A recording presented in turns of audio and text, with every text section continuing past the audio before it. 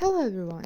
Today we'll talk about how to speak when we are at the hotel. Biz bugun mehmonxonaga borganimizda ishlatishimiz mumkin bo'ladigan so'zlar va so'z birikmalari haqida gaplashamiz.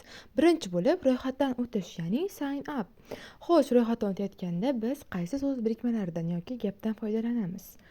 I would like to have a reservation. Men buyurtma berishni xohlayman. Bu xuddi kafe yoki restoranda aytishimiz mumkin bo'lgan so'z birikmasi yoki gap. Xizmatlar haqida so'rash uchun esa, ya'ni asking about services, we say is breakfast included? Nonushta xizmati ichidami? Yoki is there Wi-Fi? Bu yerda Wi-Fi bormi?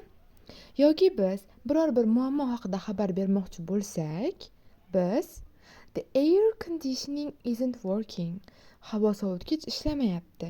Yoki there isn't any hot water. Ya'ni u yerda hech qanday issiq suv tushmayapti.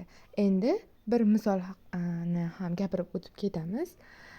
Hello, I would like to have a reservation. Is lunch included in there? Salom, men buyurtma berishni xohlayman. U yerda nonushta yoki tushlik ham bormi? Ya'ni xizmat ichidami? Bugungi o'rganmoqchi bo'lgan so'zlarimiz va gaplarimiz shulardan iborat edi. See you.